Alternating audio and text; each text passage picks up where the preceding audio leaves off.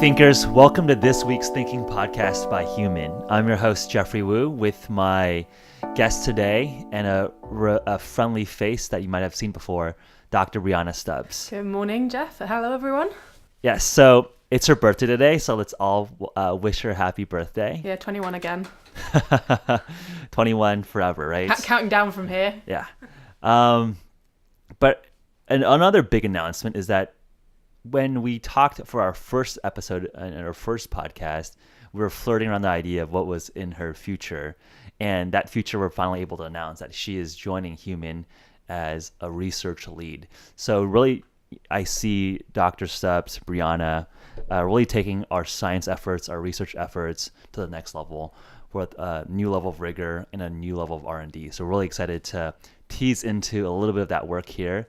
And also just discuss broadly, I think some of the hot topics that we've seen in our community and just in the biohacking community at large, whether that's how does science play into R&D in a company and how that is different from academia and how that's different in athletic performance, to some of just the broad, I would say, misconceptions or nuances in low carb, high fat, ketogenic diets, fasting.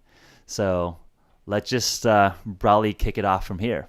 Yeah, well, I'm really excited to join. I've been here for like 3 weeks now. Everyone's made me feel really welcome, and it's really refreshing to go from like a super high performance community with the sport and obviously the academia and Oxford, everyone's super tight, super driven, and to come here and work with you guys, it's the same sort of environment where everyone's really pulling in the same direction, everyone's really focused on what they're doing, and especially given the recent rebrand, it's just a really exciting time to be coming and joining the team here. And I'm really excited to be, as you said, part of the next steps going forward. Yeah, absolutely. So a reminder there, we had a podcast talking about the rebrand and also the initial podcast, just as a reminder for her background. I mean, we have a great discussion on Bree's, full life story, if you will. But, the quick highlight here is that, grew up as a very competitive rower. I think was the youngest person, period, to row the English Channel at the age of 13, was it? 12. Ended up, being a highly competitive world-class rower, rowing for the Great Britain national rowing team, as well as winning gold medal at the World Championships last summer in Rotterdam.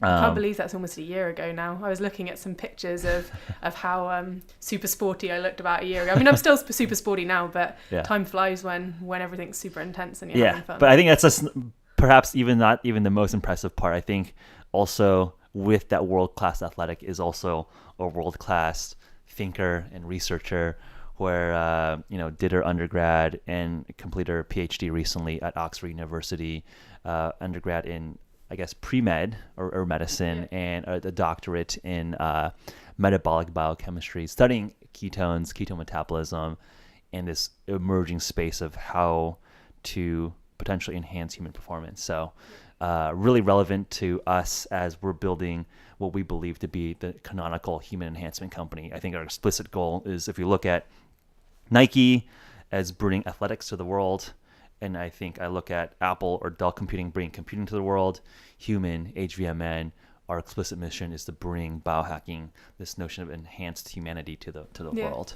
And I think personally, it's a really interesting transition for me, and going from this community where it's funny because academia, on the outside, you'd think that it's research for the sake of research. But actually, when you're a PI and you're trying to kind of corral all of your different PhD students and master's students into a program, you're responsible for getting funding for them. Right. And so in order to get funding, you have to produce good publications. And so actually, in the same way that a company has to sell product to kind of keep itself going, you have to sell yourself as a researcher and a product. And so the similar pressures exist in academia as they do in industry. And I think that from the outside, I had kind of assumed that coming from an academic background that, working in industry, it's sort of got less of a kind of favourable image. And actually, if you are doing it motivated by goal that everyone's pulling towards, it's the same as doing research in an academic setting. You're doing it for the sake of doing it, right? And whatever happens alongside, whether that's publications or whether that's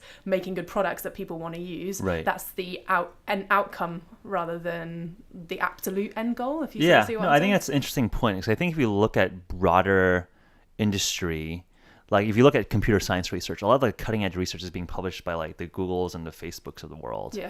Where I think, I wonder what you think about it. So obviously, like quote unquote academic research has just evolved Western civilization, just civilization in general, is really molded like the way we live, right? But do you think that just the funding sources where governments are now potentially drawing back on research funding, on basic science funding, that more and more forward-looking private entities that are funding research, how do you see that world evolving? So I think one of the things after I came back from visiting you guys, I had talked to loads of my different professors and people that I'd worked with in Oxford over the years, and a lot of people highlighted to me that more and more funding is having to come from industry, because with the economic state, especially in the UK, especially given that the UK is leaving the EU and some of that funding comes in from the EU, that actually more and more funding is coming from industry. And if you accept funding from industry,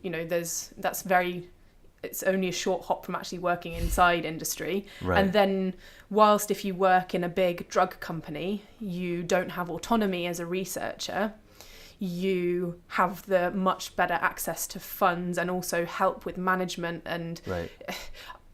Just having watched academics in Oxford work, it's so challenging what they do, because they're trying to direct research but also do all of the admin that is required to get the funding, and also they're trying to wear like a million different hats. They're trying to, whereas if you're a research scientist working for a big drugs company, your responsibility is to do the research, right. And whilst you can't be like, oh, well, I've had a negative result, but I want to carry on further. If your boss decides they're going to pull it, they're going to pull it. Right. You lose that autonomy, but you should have at least the resources that you need to complete your work. So I feel like within industry and commercially funded research has got the potential to be better resourced than in some academic settings, because the funding is so competitive and so hard to come by in academia. It's very challenging. I mean, I know one lady back in Oxford, probably one of the most talented young scientists I know. She's sort of in her 30s. She's starting up a family, and she's had a grant for sort of 3 to 4 years, and then she didn't get that renewed. And she's like one of the most meticulous scientists I know. And it's just galling to watch these people struggle for their job security when they could go and have this really stable career and progression up if they worked in industry. Right. So, I mean, it's not an easy choice for especially women to stay in academia. Like, it's very male dominated, right. And it takes a long time to get up to the top, and a lot of security. And so I think it's an interesting one. They're trying to keep women in science and technology and medicine, and I can see why they're struggling. So I think one of the things that we're doing that I think is interesting is trying to take the best of both worlds, from industry as well as academia, where, right, like traditional industry is we're building, we want a positive hypothesis, we want a positive effect, and like everything that's a null hypothesis, not published, it's not useless, released, and that's not great science, because the null results inform the right path moving forward. And I think it's also like a naive to think that academia is purely academia as well, right? Like, again, like the funding sources have direction, have biases. It's just human nature. And again, I think people try to be fair, but like there's some biases of like what is interesting at the time. But also, as a researcher, you want to get your work published in the best journal possible. So you really, when you write, you highlight the strengths of your work, right. And maybe either omit or play down bits of your work that you're less taken right. with. And I had another meeting with a different professor, and he was like, there's always an element of spin and salesmanship. Even in the cover letter that you write to the journal, you want to make your work sound important and novel. And so even as a scientist, you're selling yourself. It's just, so I feel like at the end of the day, they're both kind of like equal. It's not that industry is this super dirty thing that never finds a negative result. Because in theory, like science, I think it's just like if you just were to characterize in a most stereotypical way, right? Like that was what the critique would be. Yeah. And I think that in some ways, the business model of or a self-sustaining model of having R&D fund and produce good products that people want is a lot more self-sustainable, right? Because inside it, like grants are on like cycles of time, which the value created is not necessarily just based on a three-year window. Like if you make a really great innovation, like penicillin, that's off patent now. So so what if all that value that penicillin created accrued back to the scientists at R&D more and more materials and more drugs and therapeutics and compounds, right? I think it's just like, how do we get the best of both worlds where you can maintain integrity around searching for the truth while having a sustainable business model where we can accelerate efforts of finding that truth. I think in reality, in academia and in industry, there's never, there's very, very, very few academic positions or companies where you can just think and do research just for the sake of it. Right. So recently, Geoff was visiting over in Oxford, and we were talking about there's a super elite college called All Souls College, and they only take 2 or 3 people every year, very few people, super, super bright people, and they get a stipend, a salary, but with absolutely no strings attached whatsoever. So they're, in theory, just picking out the brightest minds and being like, think, do what you like. What do they do anything? They don't have any responsibilities. Right, but I'm actually curious, like, do those scholars end up producing great work? I think they have very notable people among their alumni. I couldn't tell you for sure. But because I think some pressure is actually good for producing results, right? Like, I know I think I'm reasonably self-motivated. I think everyone probably listening is, somewhat motivated to improve themselves. But it's like, hey, no pressure. Here's some universal basic income to survive.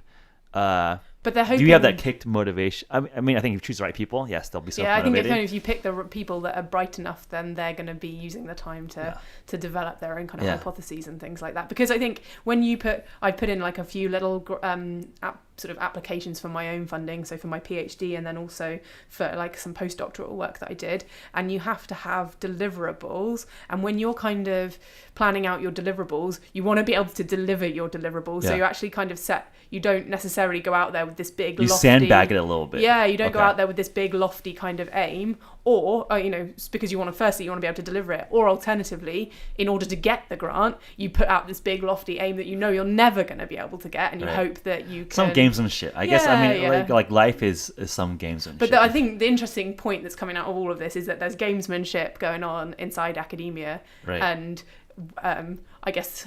the thing that grates with me a little bit is that if you took the same gamesmanship and put it inside industry, it's this it's not serious, it's a bit polluted, and it's well, actually kind of everyone's playing the same game, whether they work for a company or whether they're postdoctoral researcher at and university. I think hopefully with the R&D and the work that we're doing together here, that the immediate impact to people, like millions of people, will be a lot quicker and a lot more directly impactful. I think that's the goal of I imagine industry as a whole, but especially for us as a group, we're here to improve people's performance, metabolic health. I immediately. think one of the interesting things that comes off what you're just saying is that if you have an intervention that it has got really good, solid theoretical basis to it, it's an interesting discussion as to whether you should immediately make that available. If it's so long as it's safe, immediately make it available and let people use it if you really believe it's going to make a difference. Or do you, like you said, sandbag it for 10 years while you go through lots of clinical trials and prove efficacy and this and that, work out all of the details. And so long as it does no harm, should these things be immediately available on the point of safety and discovery? I think that's actually really interesting, because I think in some of our early conversations and thinking around the space that my thinking is that regulation will change around novel compounds probably in the next few years around enhancement type products or enhancement type compounds that are research compounds. Look at the sense of marijuana is becoming essentially more and more legal, and it's clearly We had that interesting discussion Well, with yeah, there's like low side effect weeks back. profiles, but there's clearly psychoactive and physical effects. But it's very well like clearly labeled. Hey, this is a scheduled drug. Don't have children take this. This is not a candy bar. But it's sort of big warning label. We know it's not going to kill you. Use within these safe kind of use it within some reasonable sense, and go play with it. So I think there's going to be perhaps more and more of these compounds that enter society where there's a baseline level of like safety that's not gonna kill people, kill themselves, or harm other people around them. And there might be some positive effects that people really want to tap into. Well, I'm super excited to see like exogenous ketones becoming available because in animal models there's and actually in some like limited human cases there's some really interesting potential benefits to be had for Alzheimer's disease, concussion, cancer, among like the top kind of things that I think that there'll be like a direct way that when these are available it could really, really transform people's lives, maybe Parkinson's disease. Absolutely. As well. I think it's very broad 100%. range of I think there's been conditions. like a huge gap between like, okay, these things are safe, but like, yes, they haven't gone through 10 years of phase 1, phase 2, phase 3, $1 billion of capital behind to like pass clinical trials. But there's like this pocket in between where it's like, okay, it's like not 100% bad for you, it's not 100% validated by FDA through a 10-year process, but it's like a lot of like interesting emerging data, and a lot of these compounds are caught in this limbo land. I think if you look at like exogenous ketones is one interesting area, but also just like currently scheduled 1 drugs like MDMA as a PTSD therapeutic, or ketamine as like antidepressant, or some of these psychedelics, psilocybin, LSD as like as antidepressant, like they're probably like not, I mean, from a side effect profile, they're are not going to kill you on like in a safe range. Clearly there's like recreational uses for it, but there's also seeming to be a growing body of data says that, hey, like this could be actually helpful in a therapeutic or perhaps enhancement effect. But like it's kind of this limbo land where it's like, okay, but because we have perhaps an outmoded way of thinking about compounds, we cannot use them for anything. Well, also kind of interestingly enough, this takes us back to what we were talking about earlier. So if you've got a compound and anyone can buy it and use it, and the drugs company isn't going to make lots and lots of money out of researching MDMA, then why are they going to fund, because clinical trials cost out millions and millions of dollars to do properly. Run a small, the type of study that I ran as part of my PhD is like absolutely small fry in comparison with like 1,000 patients, hundreds of patients. Over like years of time. So I mean that needs industry funding, really. But they're never going to put that money into it if they're not going to make any money out of it. And so in a way, research in that, in sort of foods or, like these type of more like around the fringe kind of compounds, it's going to be potentially kind of slow.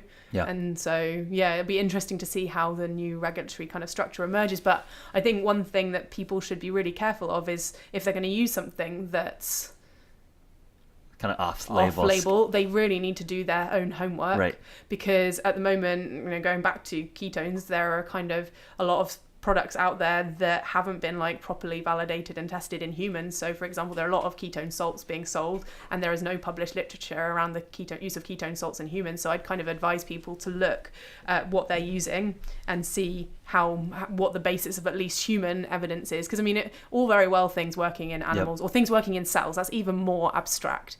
And then in that case, maybe try it and see if it works for you, but always with the caveat that what is the body of evidence supporting this use case in humans?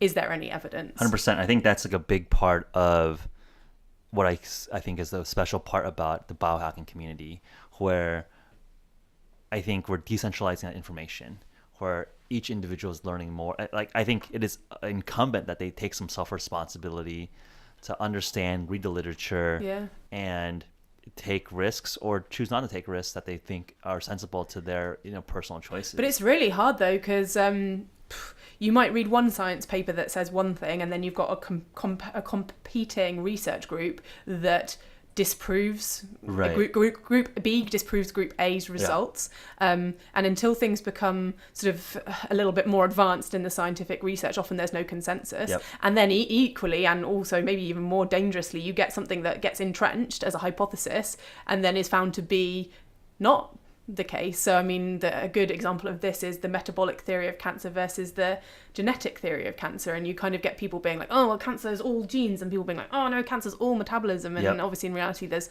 like a bit of a meeting in the middle probably, but we had a great conversation with Thomas Seacree from Boston, so we should link to that to hear that deep discussion. So I think there's no, the scientific approach should be that you're always wrong. And that you should always be trying to educate yourself and deepen your knowledge, and you can't just take one research paper as a snapshot of gospel. Right. You've got to read widely, and then there are these things called meta-analyses as well, which look at the results if there have been more than one or two, often like 9 or 10 studies published around a topic, and then you can look at the results of all of those studies through this website that's called the Cochrane database. And so that's a really good resource for people who want to look at meta-analyses for specific variables. But then even when you're trying to interpret those results, it can get super like deep into the weeds, because if you're looking at fat intake in different studies, what else was changed in those studies? What are the confounding variables? And then also I was reading a study where they were looking at the mean results for each of the 10 trials, and then they stopped looking at the mean results, and they managed to get all of the raw data from these 10 trials and plotted that and got different results. So it's all about interpretation. It's all about data analysis, and you can massage it's difficult. It's really weedy. Really weedy, and I am not an expert.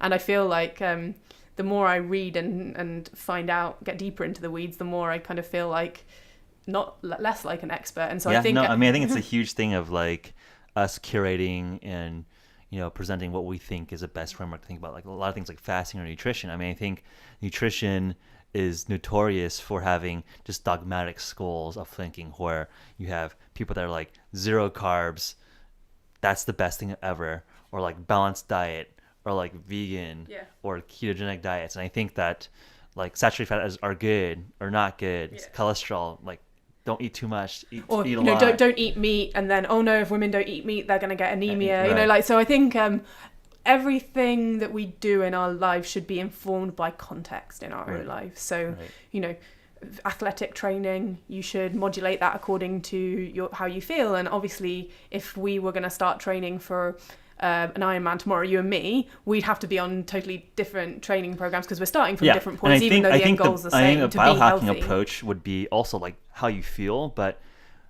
we also have just continuous sensors on our systems now. So like actually use data to inform that, where I think before it used to be like, okay, if you want to collect your biometrics, go to your doctor, pay hundreds if not thousands of dollars, all these crazy biometrics, and now that's coming down in cost. Now you can actually quantify that performance in some fashion. You can go and you can get a DEXA scan. You can get your glucose, like fasted glucose. Get your ketones done. You can go and everything's getting easier and easier. You can measure your heart rate variability. So I think exactly. So I think that's like where I want to take the community and really the culture around this forward. Where it's like, yes, like we have the intuitive feel, but we can confirm that intuition with actual real data. Well, we have science data, and then we're going to take that into people and then confirm it with the data from the people. Right, and you personalize it for your own data, right? It's like, okay, if some cohort of psychology students from Harvard did this thing, does that really reflect me? I think there's like a very interesting article that basically said that basically every single psychology paper that's been published is done on psychology students. Right? Because like that's how you recruit patients. Your subjects are who you can get people to come into the lab. I've done a few of those. They just send out emails and it's like £10, come in and sit and look at a screen. Which is really funny because like an Oxford student body or a Stanford, I went to Stanford, a Stanford student body of psychology students or computer science students is like very much not different from, a population in the Middle East or a population in a low socioeconomic neighborhood in Detroit or something, right? Like it's actually really funny that like the notion of psychology is basically science and a lot of data on 20 18 to 22-year-old, fairly well-off, middle class, upper middle class. But this goes deeper than that, right? Because when you look at the pretty much the whole body of sports medicine is done on 20 to 30-year-old men, because women have menstrual cycle. Like from actually, I'm trying to think if we did do some of our studies with ketones on women, but actually you have to have them on contraception because of the monthly changes in like body temperature, like things change in women. So you don't want to recruit female athletes because it's difficult to standardize them. And then you ask them like, are you on? And so they'll have to be on hormonal contraception so that they don't have a cycle. And so you all of a sudden you've got all of the women out there that aren't on contraception who aren't So no one really has any data on non-birth control women. Well, athletes. I mean, I'm sure it exists. Okay. But like the huge bulk of the literature is done on men, young, fit men. Yeah. And I went to a really interesting seminar in a conference that was hosted by the British Physiological Society, and they talked about the very subtle differences between men and women's physiology. Right. But, you know, that's a really basic thing that's probably going to lead to quite different responses to like many different variables. So clearly, like as hormonal, just hormone like estrogen levels shift across a cycle. Yeah. Like different interventions stacked with different levels of estrogen, for example, as one of these main hormones that shift. Yeah. Yeah, I mean that's just like one can understand from the science perspective. Okay, you're adding some crazy variable in there that's like really powerful. So that's gonna throw off all just your from data. the point of view of the investigator. It's difficult enough to try and run these studies. Right. It's difficult logistically and very emotionally involving, and so you just want the data to be as clean as possible, because it's difficult when you're very invested in running a study. Right. You can't expect that the people that you're getting in to do it are as invested as you are, and so There's not. Yeah. No, I mean, like when in my undergraduate master's project, I had one of my friends volunteer to come and do it, and he turned up drunk. And I had to send him away. Yeah. You know, the people are just like, oh, well, I'm here. And it's like, give me $50. Like, you're not like that wasn't included. You know, he was sent away. He wasn't included. Yeah. You know, I have some standards, high standards but I remember when I took part in some of the first studies looking at ketone esters. And I remember, you know, I was just kind of going about my day, and they would, later I'm going up to the hospital to do this study, and wouldn't really even have given it a second thought. But as an investigator, you're like, I really hope this person's like fasted diligently and not gone out the day before and done something that, you know, my other half, he took part in one of our studies and again had to be excluded because he'd been racing 2 or 3 days before and wasn't properly recovered and like bonked on the test because he wasn't recovered. And so you get, you know, it's difficult trying to run science studies. And so in the ideal world, you'd have live-in people who were robots, and you could just standardize everything as much as possible. You have like the white mouse that are just genetic clones, right? So you just like clones of humans that like you put in a box with the same like 2,500 calories and like control their exercise and control their light-dark cycles. So we're recruiting for clone humans. Yeah. Email us if you want to be put in a box. Yeah. Talking about athletics, I think that puts an interesting segue into. So we talked about science and research and industry and academia, but I think a third interesting arm, given your unique background, is how does science and R&D play a role in top-tier world-class athletics, right? Because obviously at that, you know, upper echelon, the differences between gold medal, you're the hero of your country, to sorry, you like are 20th place and no one even knows that you existed, is, you know, very small. It's like a 0.1, 0.5% difference.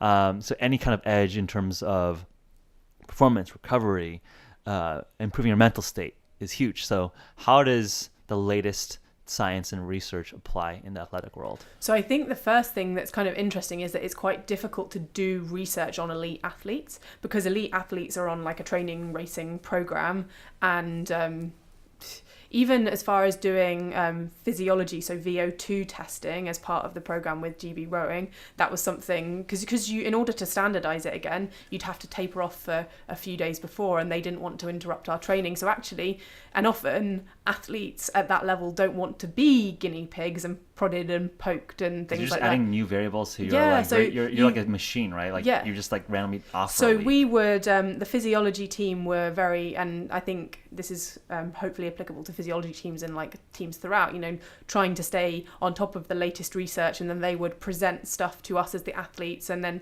we could try it if we wanted to, or they would, you know, supervise us trying it. But most of the time we wouldn't collect all that much data other than performance data to support it. So there are a few supplements that are kind of recommended by the American College of Sports Medicine as being backed by sufficient amount of evidence. But obviously, as you mentioned, there are new little things and techniques and coming out all of the time that aren't yet backed by evidence, but also things that aren't backed by evidence, but individual athletes do, and they feel it makes them feel better. So, I mean, I'm not super up to speed on all of this, but I know things like cold immersion and I'm wearing compression leggings now, compression leggings for soreness, and the evidence there is pretty like, but I know that wearing compression leggings helps me feel better and more recovered.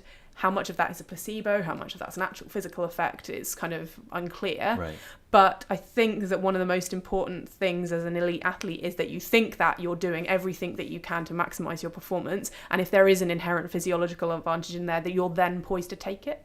So I think, you know, in a lot of studies that have been done, the placebo effect has been demonstrated to be significant. Yep. And there are interventions out there, nitrates, caffeine, that's a very like well robustly proven performance enhancing drug, you know, that we can all use. It's a drug, it's a psychoactive compound. Beta alanine, which is an intracellular buffer, bicarbonate, which is an extracellular buffer. I think those are the main ones. And then obviously my own like sort of foray into optimizing your fuel in terms of like carbohydrate or ketone, like fueling for exercise as well. So those things are all supported by like a relatively good body of evidence. And then there's all these kind of like fringe things.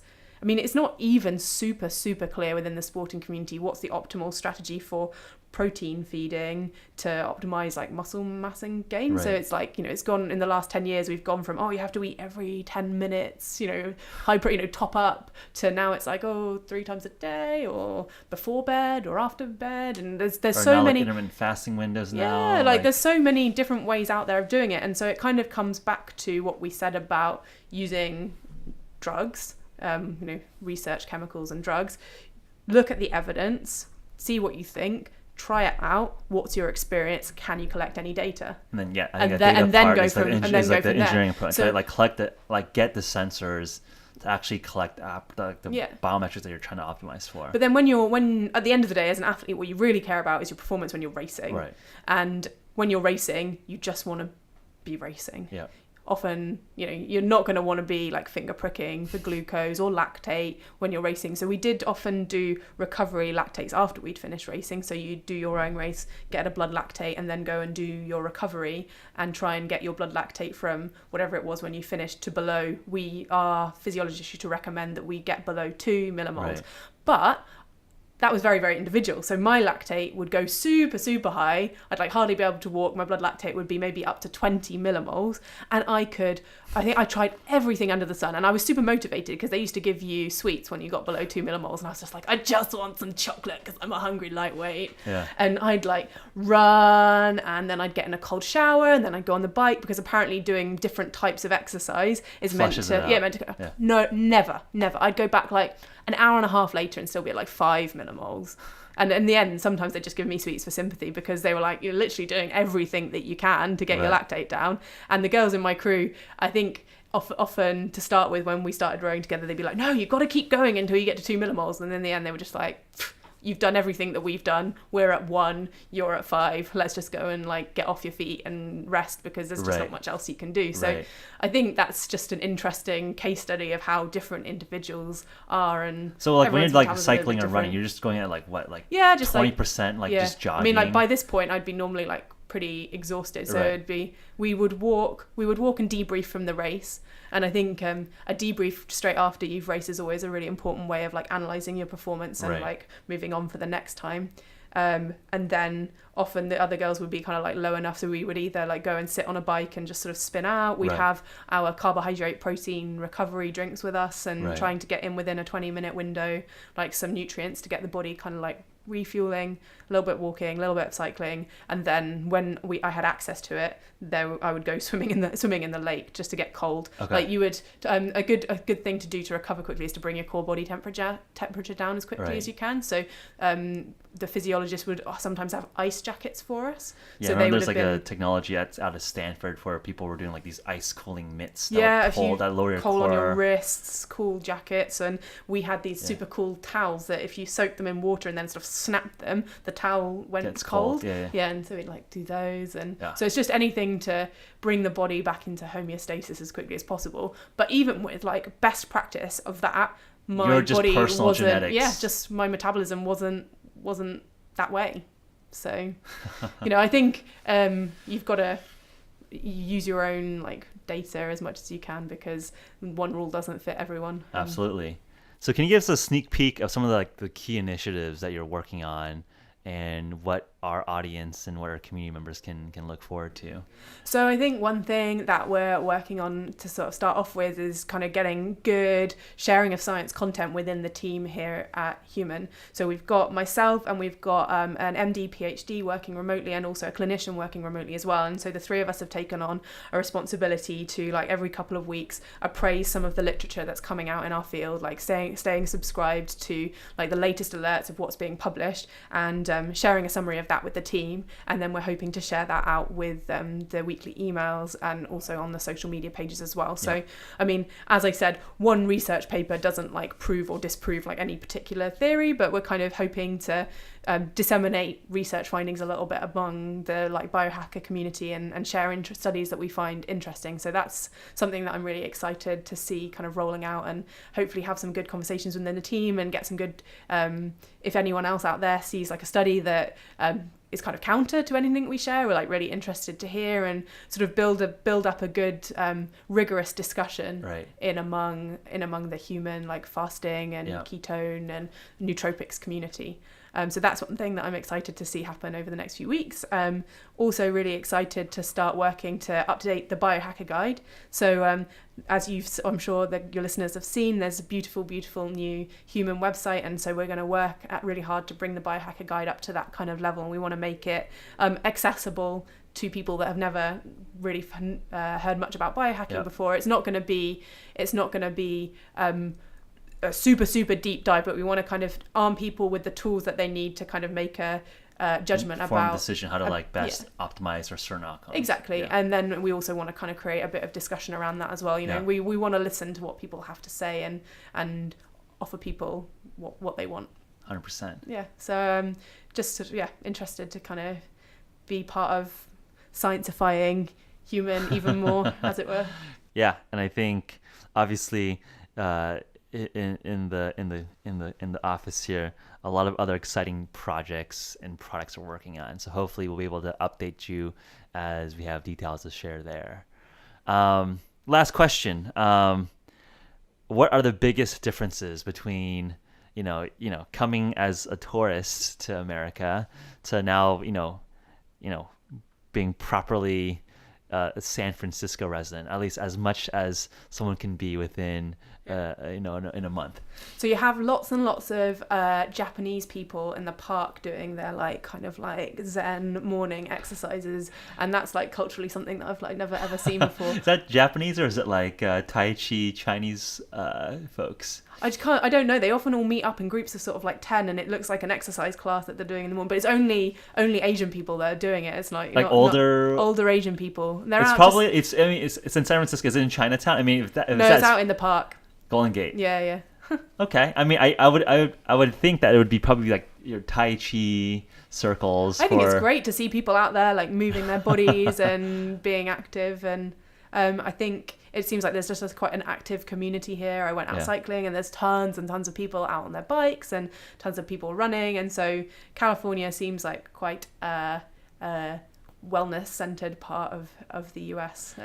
I think especially San Francisco, but I mean, you look at the numbers statistically for America as a whole, and it's like it paints a very different picture for people, which is like another discussion topic, but just like really the bifurcation of people like going from fairly healthy to even healthier to people that are obese, overweight, have pre-diabetes or diabetes. But I think are what getting those Tai worse. Chi people highlight for me is that you don't have to be out like running mile reps around a track or like cycling for 50 miles to be doing little things that you can to like make yourself more well and more healthy. Yeah. Like whether that's a little bit of physical movement or kind of like spiritually kind of also getting zen for the day as well. So I think I learned a little bit of a lesson from them, and I hope that I'm like that when I'm old and doddery and can't run around anymore, you know.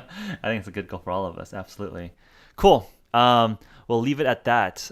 Thanks for jumping on. Yeah, well, I'm really looking forward to more conversations. I know Bree in the has future. a lot of work as our research lead, so we'll let her get back to it. So in the meantime, if you have any questions for Brianna, please send us a note. You can also just find her on her personal Twitter handle or social media handles at Brianna Stubbs. She's pretty easy to find and has built quite a following with all her background as a researcher and as an athlete. But if you want to see more about our content and more about our story, please follow us on YouTube, Apple iTunes, and Google Play. Thanks so much. See you next time. Peace.